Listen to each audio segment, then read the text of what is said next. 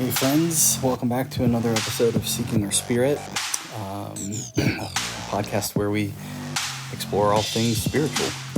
Excited to be back with you all today with a great episode. A friend of mine, Laurie Landry, who I met on my journey of spiritual direction with an organization called Sustainable Faith. And we had a great chat, so I'm looking forward to sharing that with you. As always, if you would like to be on the show and tell your story, contact me at seekingourspirit@gmail.com.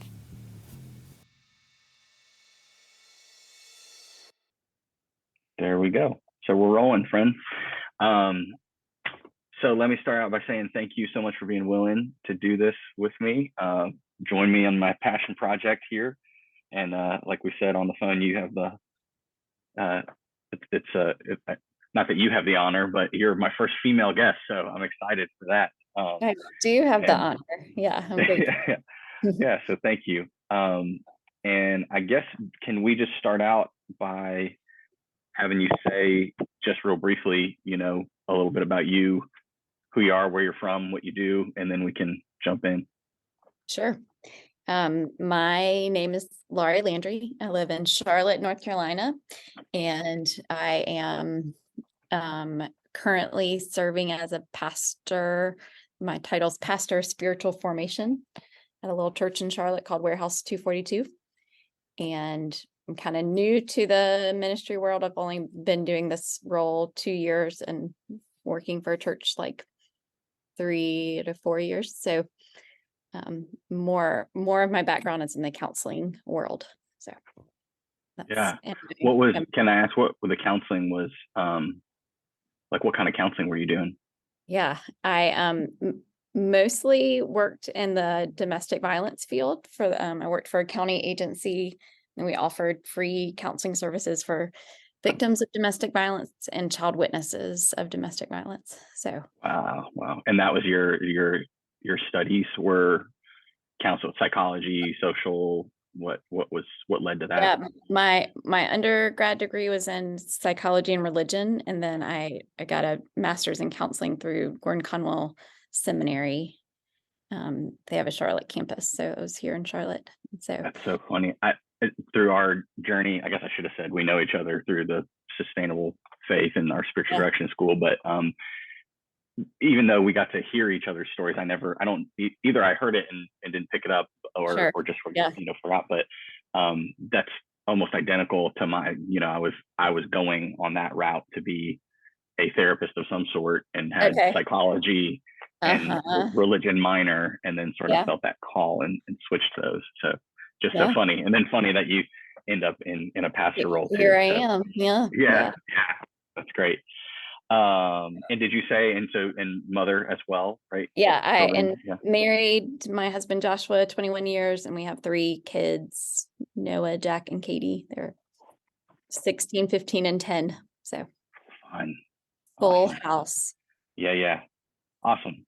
Well, thank you for that. And I guess we'll just jump in with walking through your, what I call like spiritual timeline and your kind of touch points, and what would you name, I guess going back into your childhood, maybe your first awareness of whatever you would consider quote unquote spiritual.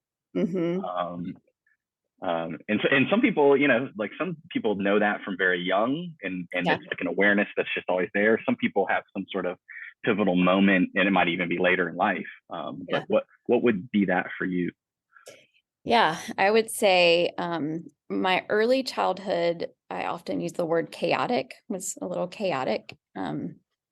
And that was a lot to do with my parents' marriage. I was the youngest of 3 kids.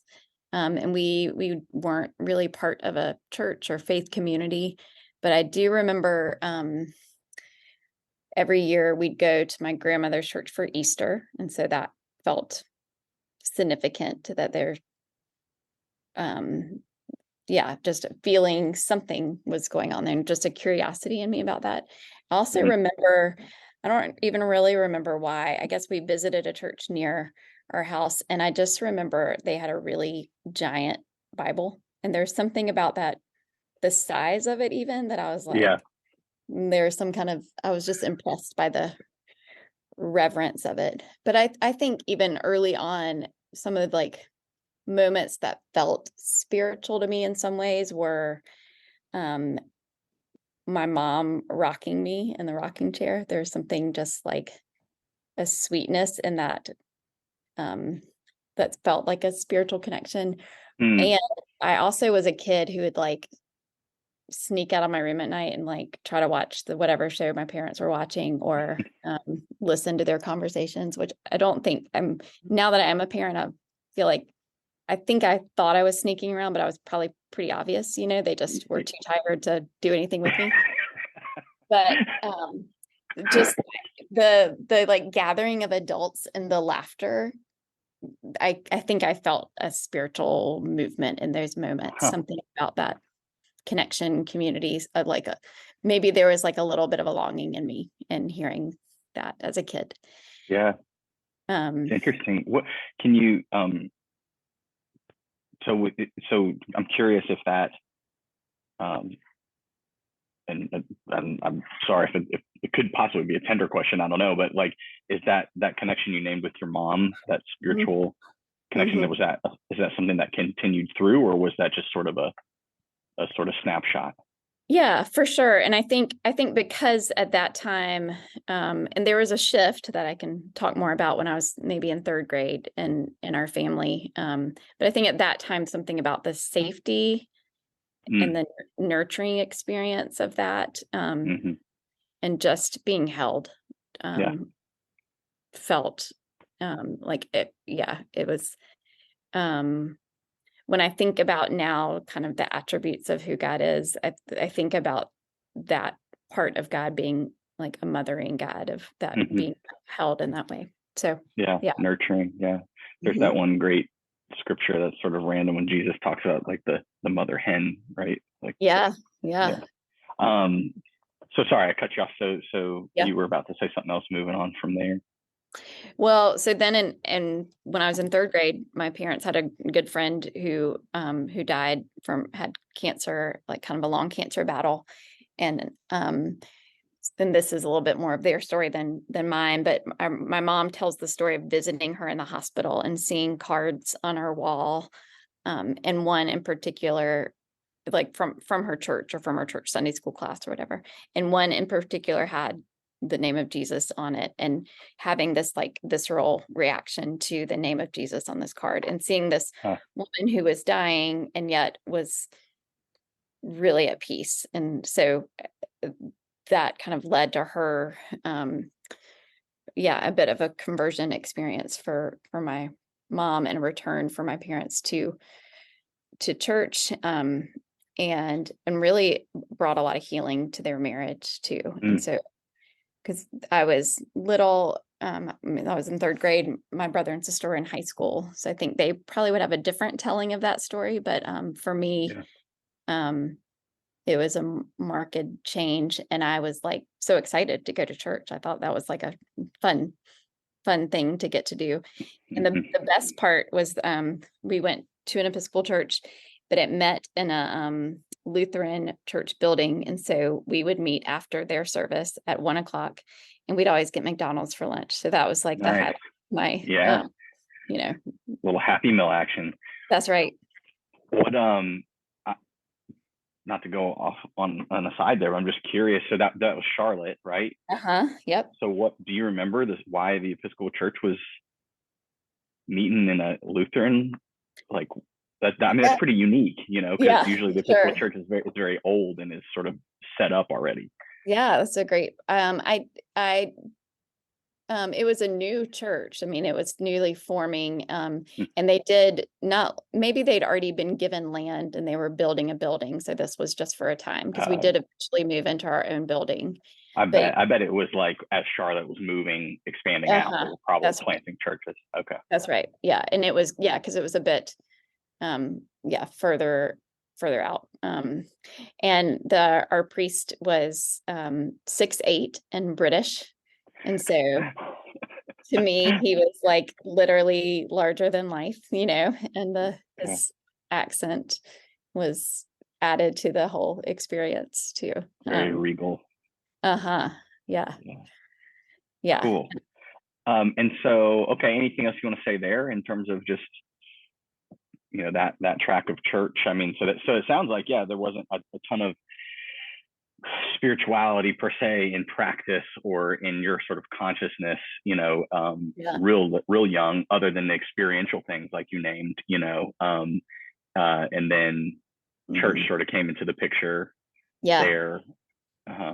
Yeah. So it was all kind of foreign to me. And one thing I loved to do was, because it was all new to me, I liked helping other new people. Like I would sit with new people that came with the prayer book and show them where we were in the service, made me feel less new and alone to help others. But I think because there was so much I didn't know. I mean, even the kids in the Sunday school class would sing the Jesus Loves Me song. And I didn't know, I had no context for any of it, but I had it gave me a hunger to want to know more. And I kind of loved it all. And I think maybe too, because I got to learn and do those things with my parents in some of their own experience for the first time, particularly my mom. So we had a lot of sweet connection over that.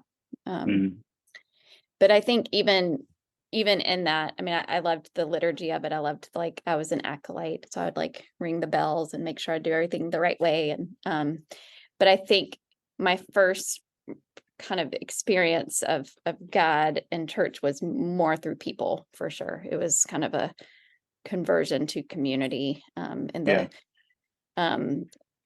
youth group. And then as I got older, you and I talked about this a little bit through the happening weekend through the Episcopal Church, and a chance to kind of retreat and get away and have this experience with people and God in a different way.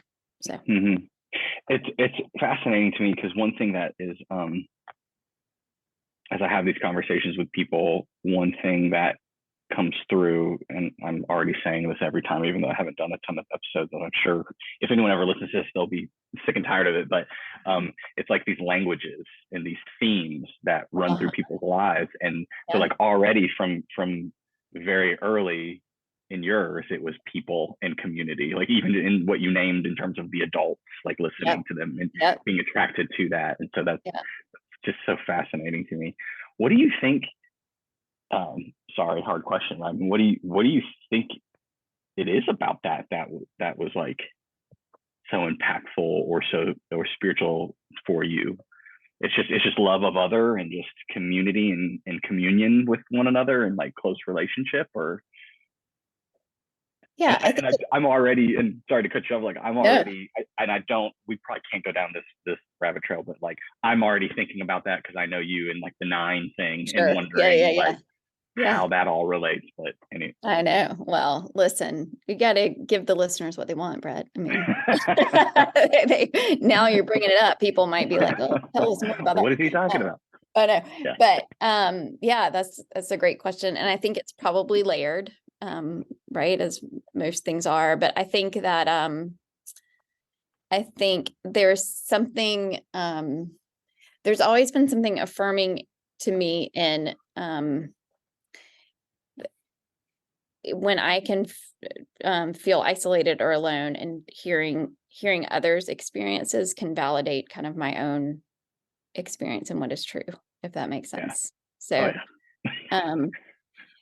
so I think and I'm fascinated by the stories of other people. And so, I love getting to be at a retreat or something like this happening experience, and hearing how other people are meeting God, maybe in really different ways than I am, but that feel just as true to them.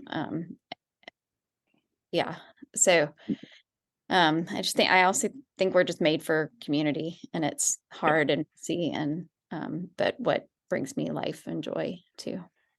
Yeah, that's interesting to me in that in my sort of journey and story, in some ways completely opposite of yours there, in that I was in the church all the time from the very beginning. And as I got older, really rejected this idea of community, maybe because I took it for granted, perhaps, Sure. because I'd Yeah. always had it. And it took me a long time, even up into like the ministry, where I realized like, oh yeah, This is good. there's Yeah. something deeply beautiful and holy and necessary Yeah. about these relationships in this community. It's not something we can just do alone, which is Yeah. something that people, especially in the church, always like just sort of say that phrase, oh, you can't do it alone. But I Right. was always like, watch me, right? Yeah. Sure, I can. Yeah. Yeah. And then the other thing that I really relate to, which is really well said, and I guess I should say for anybody listening that when we're talking about the Enneagram, when we're naming this number 9, and Laurie and I are both 9s, but like that was, the way you said that was, I totally identify with, and in some ways it's why I'm doing this project, because it's that 9 struggle to know oneself. Yeah. In some ways, one of the most helpful ways to know myself is through that comparison thing. Yeah. It's through hearing other people's stories, and so I can that really experience resonates. Yeah. And I think there can be like an unhealthy merging in that. And there can be like, that's different, just noticing what's unique or different. My husband and I often talk about, though, with our kids, that like the things that they'll rebel against are probably like beauty and art and community, like things that we tried to make values in our family. But so it makes sense that you're like, I grew up with that. And so then I tried to distance myself from it too, Yeah, I was totally like, no, the mountains are my church. Like, got it, Yeah. Sure. There's beauty to that too, right? Yes. Well, that's great. So that sort of, you, anything else you want to name? I mean, because you sort of brought us from starting in the church in 3rd grade, and then you went up into like high school and happening. Is there anything you would want to name, whether in the church or outside of the church, in that time frame before we sort of get into like middle school, high school? Yeah, I blocked out a lot of middle school, high school. Just kidding. I think we all did. Yeah. Yeah. No. Yeah. Well, I mean, like, so, but to that point, I mean, were you like a spiritually curious kid? Like, were you exploring? Were you seeking? And if you were, was that just through the church lens? Yeah, I think I was, and but I don't think once we landed in that church, I think I just kind of soaked it all in. I didn't question a lot until later, maybe, but I think I was just hungry for that knowledge and just kind of was took it all in, and just and there was some resonance, I think, for me, and like, oh, this is the thing that's been missing or I've wondered about. We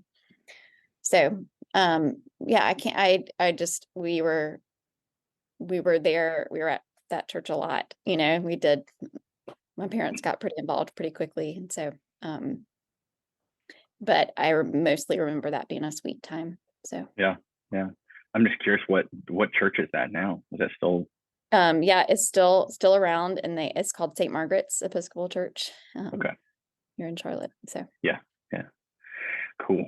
Okay. So is that, I mean, you want to jump up into like happening, or is that, or sure. Yeah. Okay. Yeah. So what was that? I mean, that was a hugely pivotal moment for me. Was that as impactful for you?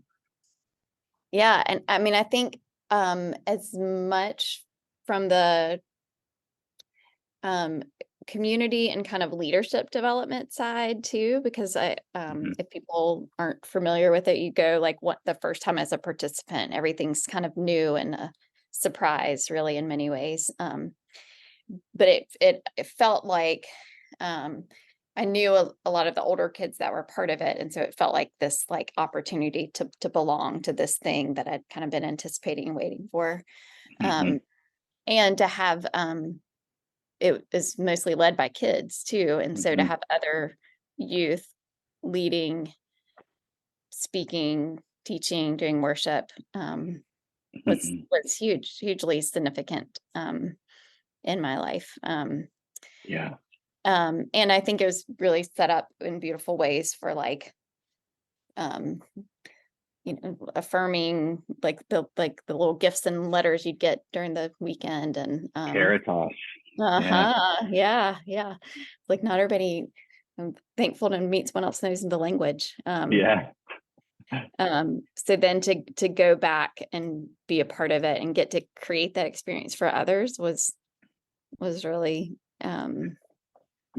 meaningful. Yeah. Yeah. Yeah. I feel like the same. Like in some ways, the going back and being part of the leadership team was even more powerful. Yeah.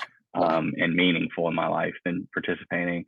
I have these moments that I remember in those weekends of, one of them is like, I mean, there was like these, like, I think we called them like chapel talks or whatever, and young people would like talk, and those were good, but it was in the small group time. It's sort of back to your point or your theme Yeah. of communion. Yeah. Like, it was in those small group times where there was such a level of honesty and vulnerability, and Yeah. these young people just talking and sharing, Mhm. that was just so impactful. And I don't know if it's this way all over the Episcopal Church, but like in East Tennessee, it's happening still there, but it's not what it was once. And that really makes me sad, because I really just think young people need those experiences. Yeah. And then just like getting the Caritas and getting these like notes of love from all these people that, you Yeah. just, Yeah. and them saying such, expressive things that just it's not what people say to you in your everyday. It's not. Yeah. And it felt like just an abundance, right? Yes. Oh yeah. The notes and the love and the experience. Mhm. Yeah. And I feel like there was like a craving for that in the kids that would come too, right? You're Mhm. needing a place to belong and be accepted. And yeah. Yeah. So that was, I mean, I can still like, we did like a foot washing Saturday night. I don't know if that was part of your Mhm. thing, and like the stations of the, I mean, so the ritual of it too, like the sameness, and then getting to create that for others felt really significant. Mhm. So in fact, my parents and I kind of became the directors of it for a time here in our diocese. And so even when I was in college, I was still involved, and still Oh, cool. I had big giant sticky notes in my dorm room planning out small groups, and Yeah, that's great. so yeah. Awesome. So that would have been like sort of sophomore through high school, Mhm. well, and as you just said, college, I guess. So what else in Laurie's life was your spirituality? Did it continue always just through the lens of Christianity and through church, experience? And, obviously, I know enough about your life to know that eventually that led out of the Episcopal Church. But, sort of where does all that line up? Yeah, I mean, I think a lot of that season was also just trying to figure out who I was, in high school, Mhm. and what I wanted to do and what was going to be next. And um, I think I also experienced some level of spirituality. I was part of the cross country team, and I wasn't a very good runner, but there's so many life lessons that I feel like the Lord has used running in my life for, and that kind of began then. But again, it was like being a part of the team. It was the community, Mhm. and then kind of running my own race, not to be too cheesy, but in the midst of that. Yeah. And yeah. I had my first like serious boyfriend at 15, which was probably way too young to like, I thought I was going to marry him, when I Yeah. was 15, Sure. but, Yeah. um, but that, um, both, helped formed me and probably influenced some of my life choices too, Mhm. so, Sure. um, because I ended up going to college, I went to Meredith College, which was a small women's college, historically Baptist. So that was maybe where some of the like split from the Episcopal Church started happening. Because there weren't a lot of Episcopalians at the Baptist school, Yeah. But I, from my psychology class, kind of knew I wanted to be in some kind of helping field with people. And my plan at that point was to go to Meredith and then go to Carolina for grad school and be a psychologist. And but at Meredith, everybody was required to take at least 6 hours of religion classes. And I ended up kind of falling in love with that learning, and ended up taking more and more, and double majoring in psychology and religion. And in some ways, a lot of the professors there really enjoyed kind of taking these girls. A lot of them had come from small towns in North Carolina and had grown up mostly in the Baptist church, and kind of challenging all their beliefs, all the things they'd ever heard about God or the Bible. And where for some people that was really hard, I was like, well, this is kind of fun, like to, felt like it even broadened my picture of who God was. I loved learning about the different world religions and sitting with professors and having tea and having conversations. And that's awesome. Yeah. So I think the love of learning has been a kind of theme in my life too. And I wasn't, where for some people, there were some of my classmates, it was really hard for them to kind of break out of maybe this more black and white world that they had grown up in. For me, that led to even more freedom of like, oh, there's more, there's more that I don't know, and I want to keep learning more. So yeah, that's a couple things. I wonder, of course, I'm wondering this with some sort of bias from coming from the Episcopal Church, but like I wonder if your openness and ability to embrace those questions in some way was influenced by sort of the Episcopal kind of influence and upbringing, because that's very much a part of that context. Yeah, I think so. I think that's right. Because I don't think I mean, I feel like I learned a lot of great things in the Episcopal Church, but it wasn't the same as some of my classmates that had learned like, this is the way, very sure and strong and clear. Yeah. And it also made me think of like, yeah, that totally makes sense, because to be critical of the Episcopal Church, oftentimes we don't teach our people very well about doctrine and all these things. And so, when you go to a place and they're teaching it, you're like, oh, wow, all this other stuff. Yeah, it's true. Like I could recite a lot of the creeds, but I couldn't necessarily explain what they meant. You know what I mean? So, so it felt like it affirmed some of that, but also expanded a little bit of like, oh, this is why we do this thing, So, and that's just like so. Man, I love hearing. That's heartening to me. Like that.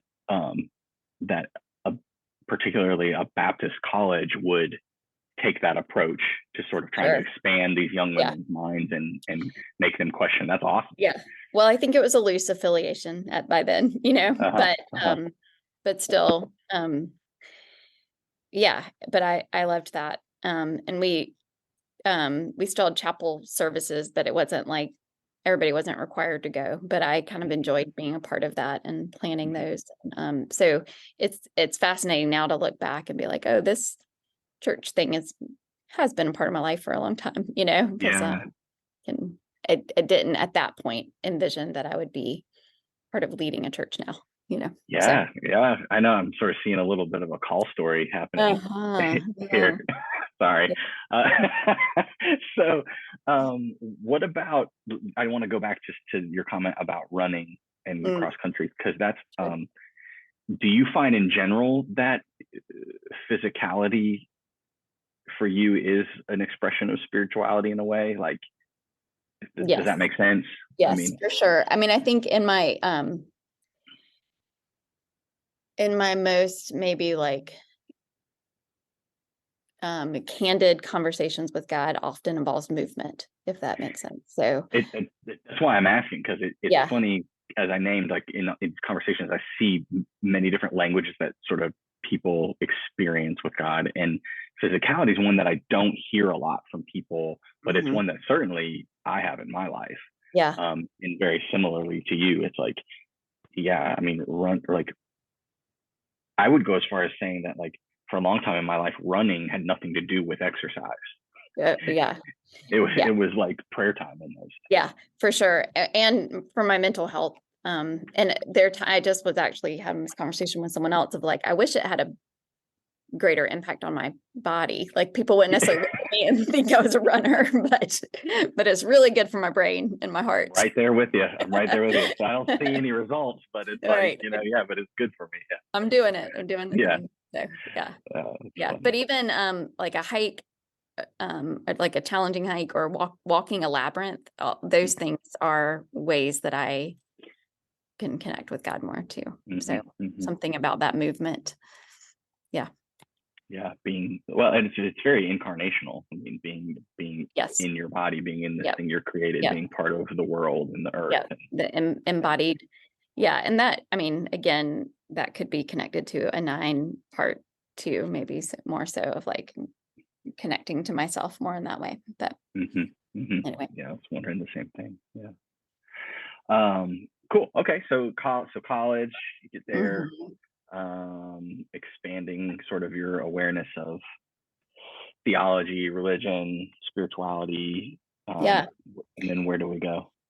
Yeah. Well, and in college, I also was pretty involved in InterVarsity Christian Fellowship too. I think that was another like seeking community. And Meredith like was this like sweet little crazy perfect world in some ways, but the InterVarsity was across the street at State. So that was like this, I feel like I was always kind of seeking some balance in life, you know, of like, I need to get away from the girls and the bows and the pearls for a little bit and go, although I was one of them at the time, but yeah. So then I considered InterVarsity staff. I interviewed with a couple of Episcopal churches for different youth ministry jobs and just was kind of just like figuring out what was next. And I was open to lots of things, but unsure. And I don't even remember exactly what led me to pursue the master's in counseling at that point, but it felt like the right next step. I think I was pretty aware that in my desire to know more, that I had a lot more to learn, you know, and so it felt like the program at Gordon Conwell, one benefit was that you could mostly have classes on the weekends. And so I felt like I could continue to learn and kind of practice at the same time. So I moved back to my hometown, which I didn't anticipate doing. And in that effort to kind of like differentiate from my parents, who were at that point they weren't at the Episcopal church anymore, that they maybe were at an Anglican church, but I felt like I just need to kind of figure out my own way and my own path here. But heard about a church plant starting and signed up to be a part of that. Just thought that would be interesting. And that was really revolutionary for me in the fact, because I'd grown up mostly with the Episcopal church and like the liturgy and the kind of one way of doing things, for the most part, which is not true. I mean, there are lots of differences in different Episcopal churches, but we got to ask the question in the church plan of like what church should be or could be. And I was like, wait, we get to decide that, you know? Yeah. And so some of that was freeing. But it also, I was going to say crashed and burned, but it didn't really crash, but it did. I mean, pretty early on in that process of being a part of that church plant, the lead pastor had an affair and went to jail, and, you know, which can be a familiar story, unfortunately, in the church world. But that is now the church that I'm on staff with. So it survived. It survived. Yeah. And it's been a bumpy road.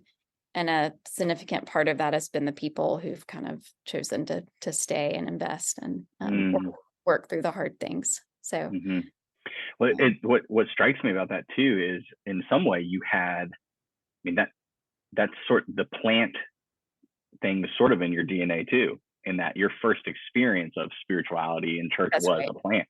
Was a new church. Yeah. Kind of cool. Yeah. Good point, Brett.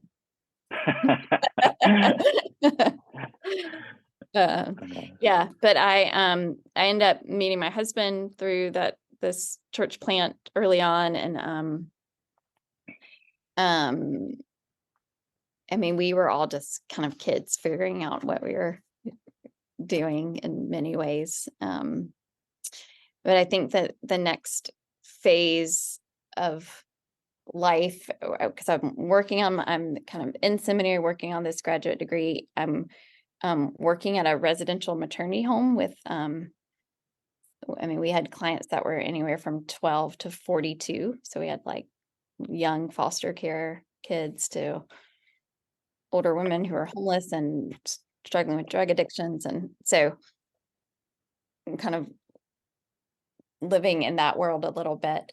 So hold on. So now that's all through the church? No, that was like that was my job. That's what you're doing professionally. Got it. Yeah. School. Yeah. And then part of this church plant. Got it. And I mean, I'm sure thinking we were going to like save the world, maybe, I don't know, through the church. And I was going to help all the people.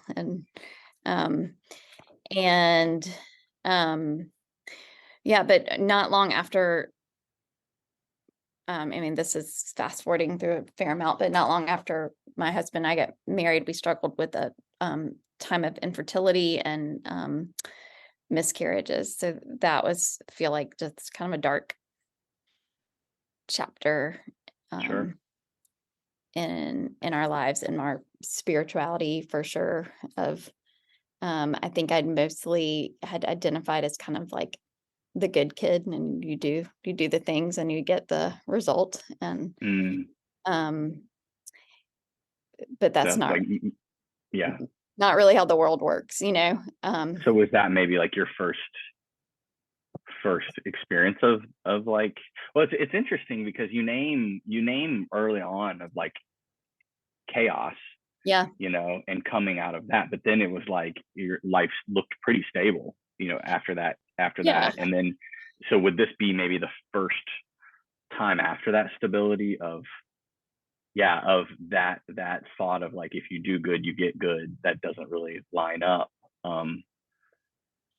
Yeah, I think so. I mean, I think that, I mean, it was relatively stable, not perfect, you know. I mean, there were still hard things and some loss and in the midst of that. But I do think that message, like from being a little kid and thinking, I think I felt like I don't think I did it well, but I think I felt like if I could be good, then maybe I could control the environment around me. That was kind of my way to manage the chaos of it, or at least not to contribute to more chaos.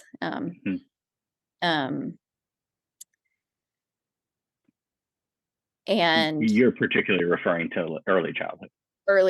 Yes. Yes. And so I think that it worked for me for a while. Right. And then, so I think that's probably true, that the miscarriages were the first significant time of seeing clearly that didn't work, you know. Feeling like, I mean, what words would you say that what felt like? Was that like being confronted with feeling like abandonment or like distancing spiritually, or? Yeah, I mean, I think it was, I mean, there were times I could still feel the nearness of God in that, but I for sure could feel abandoned or feel alone or feel angry. Mhm. And just I think that I'm a person that's often also impacted just by the injustice in the world. And so this felt really unfair. And Yeah. so I felt like I was working to try to bring justice in the world. And then this was an area of my life that, yeah, felt really Does, hard and unfair that I had no control over, right. It doesn't make sense. And just, yeah. Yeah. And yet it still had people saying like, well, because, people say dumb things when you go through And they hard don't things. know what to say. Yeah. That's right. Yeah. So you get questions like, well, what did Laurie do, to, um, Mm. so, which is of course, a question I was asking too, but to hear that from others was Yeah. really Oh, painful. I'm sorry. So, yeah. Yeah. Um, But so, I mean, so what's the sort of coming out of that look like? Yeah, I think I lived for a while just kind of being asleep to myself in that phase. And um and then even when we were able to have kids, that was hard too. It was this thing that we hoped for and dreamed of, and then Yeah. um, And then you're like, oh my God. I'm like, maybe this is not a good idea. And our babies were all colicky and cried, and it's this yeah this dichotomy of like, this is the thing I always wanted, and yet I don't know, Yeah. just yeah. So honestly, some of what brought me out of that was I would credit our mutual friend Holly with, in some ways, of like I didn't know her very well at the time, but kind of seeing me and inviting me back into being a part of some ministry things with her, and Mm. recognizing some gifts that I had, and like saying, well, would you consider doing this thing with me? And so that yeah, being seen by another person and then getting to join in doing that into community again was, Mm. I think, part of that awakening in me. Had you withdrawn from the community and from sort of church a little bit? Yeah, I mean, I was still kind of showing up. I feel like during our times of like the miscarriage and loss, I would think I just cried through most of the services, and it can feel like when you're going through something like that, you're surrounded by like pregnant women all the time, so Yeah. Yeah. and then we had my oldest son, and then my next son was a surprise. 21 months later he was born, so it was back to back, and a hard baby, so I was just Mm-hmm. so I don't know that I'd like intentionally withdrawn, but some of it was just surviving, and wasn't so I wasn't as involved. Yeah, so she kind of invited me back into that space, and it felt like the ice thawing a little bit on some parts that had been asleep. Yeah. Um, Yeah. yeah. What a beautiful picture though of just again that, I mean, such a clear thread through your life of community and relationship with people, I mean, that's so strong, that comes across just so clearly. This is great. Yeah. Yeah. I feel really grateful. And it hasn't always been easy, so. No, sure. uh, I just mean, you know, I guess what I'm saying is like in having conversations like this with people, I don't see that clarity so often, right? Like just with you, it's like, this is the God language for you. And it's, right. it's very Yeah. clear. Yeah. Mm-hmm. Well, and I think for me, that's even helpful for other people to point out too, because I remember even my interview for Gordon Conwell starting the master's program, the professor said, well, it feels like you've been on this path for a long time. And I was like, wait, have I? I was like, Yeah. oh, right. It helps to like look back and to see those threads sometimes, right? Yeah. Well, and we also just often, I've said before, and I've said like in the sustainable faith stuff a lot, like, and actually it's really sort of what inspired me to do this a little bit, because I just operated with most of my life under the assumption that everyone has always walked around from birth on with this very clear awareness of whatever God is, right? Like that it's just always been there for everybody. And it took me a long time in life to then realize, like, oh, no, that's not everyone's story. Yeah.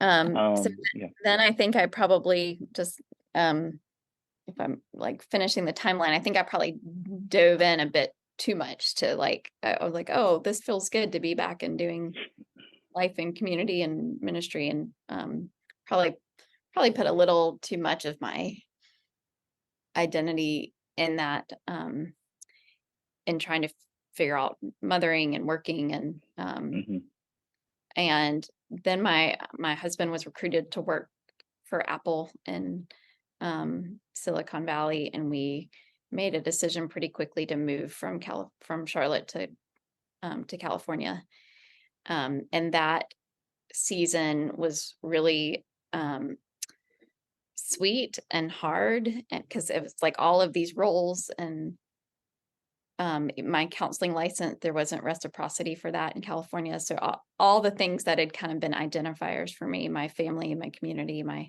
the church that I've been a part of, my job, went away. All of it went away. And my husband was working I had crazy hours at Apple, and a 45-minute commute, and we had little kids. We had my daughter at this point too, and she was 2 when we moved. So in some way, although it was like it was a lonely time, it was also a time of knowing, I think that's when I was kind of able to identify my Enneagram type more, when all those roles and things were stripped away. And to kind of explore some new parts of myself too. So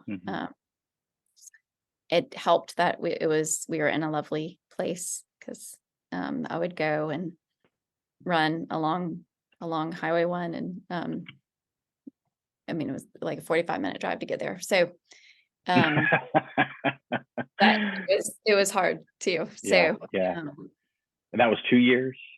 We were there for a total of 4 years. Okay. Yeah.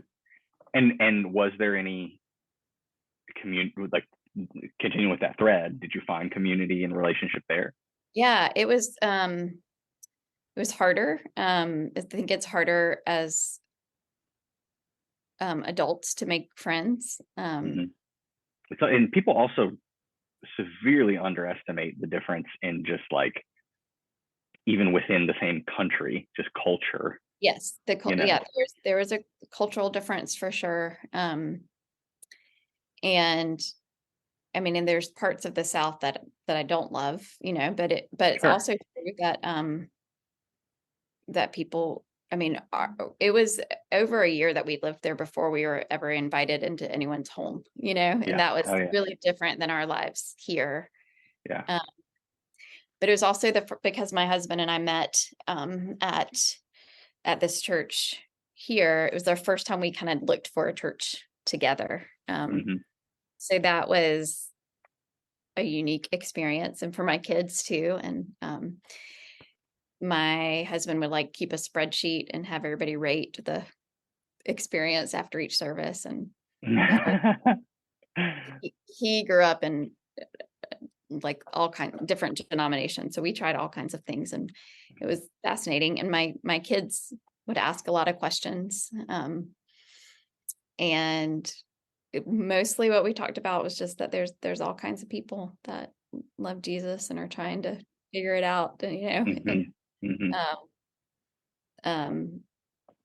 so, but we eventually landed in a church community there, and mostly just felt like we had to like pick something and land. And it was a sweet kind of soft landing place too. But it took a while to build. It probably wasn't really until nearly the end that we felt like we were really more rooted and connected Part of in it. community there. Yeah. Mhm. Um, It takes time. Yeah. it does. Yeah. And thankfully we kept up with friends here. So I did feel like I had some anchoring in that a little bit. But yeah, it was, there were lonely parts of it for sure. But Yeah. It strikes me a little bit of, I'm thinking about like the times in my life when I've experienced that and how long it has taken. I usually tell people it takes like 3 years to really yeah, feel like a part of a place. yeah, And I think I shared with you, like I was stunned at how hard of a time I had between just cultures of East Tennessee and Western North Carolina when I, went to yeah, Boone. But what I'm thinking and what that sort of reinforces is again, this like thread in your life of community, how really, even though you went to different communities in your life, for the most part, you didn't have this real difficult sort of integration into those. So it sort of reinforces that yeah, thread a little bit, yeah. or that theme in your life. It's kind of cool. Yeah, and I think it made us in returning to North Carolina want to make sure we made space for new people, to invite Mhm. new people into our community to and friendships too. Be more aware of that and intentional. Yeah, Mhm. yeah, just because I know what a gift that was when people made that space for us there. Mhm. Um, but that was also the first time I was on staff at a church out in California too. So that was Oh, okay. when that part of the story was introduced. So, Mhm. um, and I didn't even really want to, like when they went to give me the key, I was like, I don't know if I really want the key. And they were like, well, we need to, you need to be able to we don't want to get up and let you in every time you have to come here. And I was like, I didn't want, my husband had been an elder here at our church. And I was like, I don't want to see behind the curtain too much, it See how just, the sausage is made. Yeah, for sure. yeah. So, but it was a really, it was just a part-time position helping with a couple of different, a camp and interns. And so that was a little bit of return to like the happening part of Mhm. my life and doing some parent training and helping with foster care ministry, so it was like all these different pieces and parts of my life coming together, in a sweet way. And it was a really healthy, at least my experience of a healthy, church staff environment, which was refreshing. And, Yeah.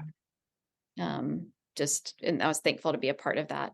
And one of my favorite parts of that time in California is I taught myself how to play the ukulele, because my husband would like get home and get back on the computer and be working. And I'm like, well, I guess I'll just learn how to play the ukulele. I Nice. just was Yeah. trying to come up with things to do. I painted more while I was out there and got to do a little more of the, exploring some of those things. So also worked at a preschool. So all of those things kind of, when we ended up back in Charlotte, back in the same church community that continued to be kind of a bumpy ride and was going through a transition.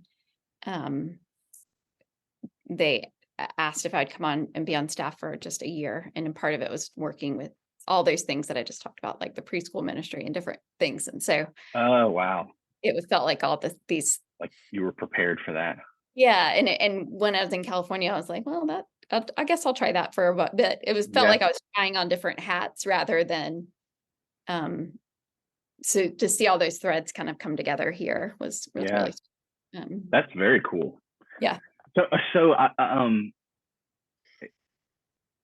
so now you're in the church and have a pastor role. Yeah. I Yeah. mean, is that a call?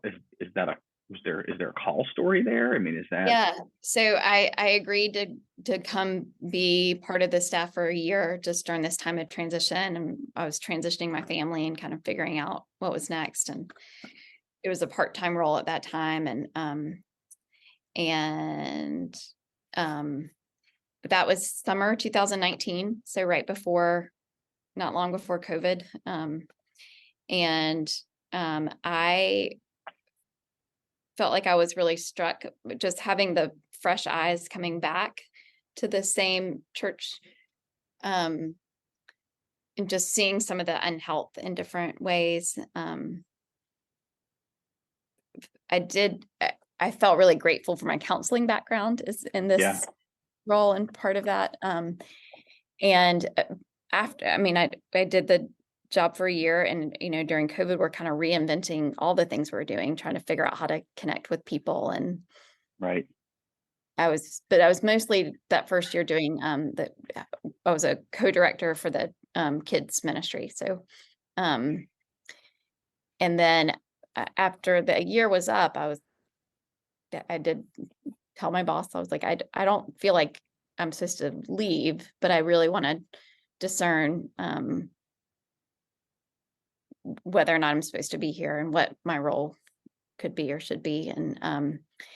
And I invited other people into that kind of discernment process with me. And I didn't know at that time, but at that point, we had three pastors on staff here, three men, and they were in a similar kind of place of discernment. In some ways, I feel like COVID invited that invitation for all of us to kind of wonder what could be different. And I think there was also, we weren't sure what was happening with the future of the church at that time.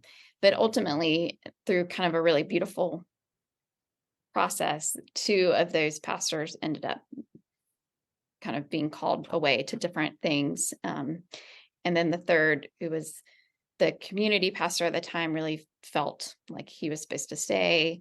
And there was a way for him to become the lead pastor, but he asked me if I would be his ministry partner in that new role for him. And he really wanted to be more about spiritual formation than the community pastor role that he had. And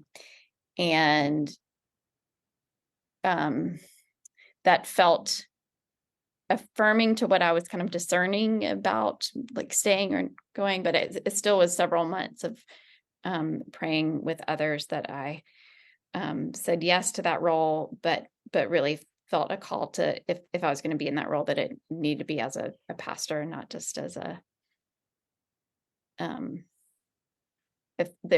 that was a significant step for me, because even in my like love for running or art, I have a struggle calling myself a runner or a painter, but it felt like in order for me to fully step into this role, I need to name it what it is, and it's more of a pastoral role. So so yeah, that was just 2 years ago that role was confirmed. So it's been there, and there are not a lot of females in my role in our denomination or in the South in general. And so I didn't fully anticipate all that would bring with it, stepping into that. It's funny, I made the comment to you on the phone when we were preparing for this the other day that like you asked me about like what's your most significant spiritual experiences, and I sort of said to you I would have to think of it in terms of before ministry and after ministry, and it sort of feels like I could do a whole other conversation with you, even though it's just been like 2 years in that role. We could do a whole other conversation of just that, because it's just a very different shift. It is. Yeah. And it's felt, at the same time I started the Sustainable Faith Spiritual Direction program, that felt like as I was considering like continuing education in this role, that felt like the best fit. And in some ways, the combination of those two, it's felt like a coming home to different parts of myself. And I'm still, my role is a little nebulous right now, because I originally thought I was signing up to help the church die, maybe, because but we're not. It's turns out it's been a real sweet season. And allow me to say, from an outsider's perspective, that it just feels like, I mean, again, I guess I'm repeating myself, but the path seems, in your telling, the path has just seems so clear, like the whole time. Like it doesn't surprise me that you are where you are. It just feels like that's been this thread very clearly throughout your entire story. So I don't want to give you like, false, but it almost feels like I don't think you got to worry about it. Like it's been pretty clear all along, and it'll Yeah. probably continue to be clear. Yeah. Thank you. I do. It has felt like I mean, maybe not surprising from this conversation, but I've wanted and needed others to like affirm that in this journey with me Yeah. too. Oh, So it's quite amazing. I mean, really, just all the aspects that you've named along the way that built and led you to where you are. It really so it. I sat on in our diocese. It's called the Commission on Ministry. So it's like the body that assists the bishop in basically, like you said, like you brought people into your discernment process. So it's right. all about discernment. So it's Yeah. the bishop makes the decision whether or not someone has permission to go to seminary or not. And Yeah. we're the body that assists that person, assists the bishop in making that decision. And so I did that. I don't do it anymore, but I did it for probably 10 years. And so I had the honor of hearing people's stories in discernment for a long, long time, many people's. And yeah, I mean, I'm the whole time thinking in your story, like that sounds like a story that would have been presented to us in this discernment process, right? And then we go, okay, yeah, I go to seminary. Yeah.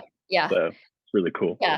Yeah. Thank you. And I'm curious about what's next for us in our denomination anyway, but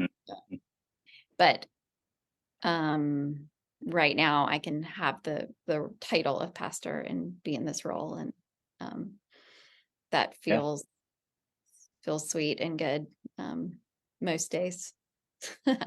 Yeah. Oh, I hear you. Yeah. Well, so it feels to me, and I also know because you're at work, so I feel like if we got into your experience like in ministry, it would be a whole other chapter, like I said. So Sure. we probably want to wrap up, but what, just in case you haven't had the chance to name that, I mean, is there, as I said, I would ask you some pivotal, most intimate or powerful spiritual experience with God, with whatever that you would name that you haven't named? Kind of like, did you ever have sort of an inbreaking of the spirit, or sort of those moments? Yeah. I mean, I don't know that I can name just one, because I can feel like there's several almost like palatable experiences. And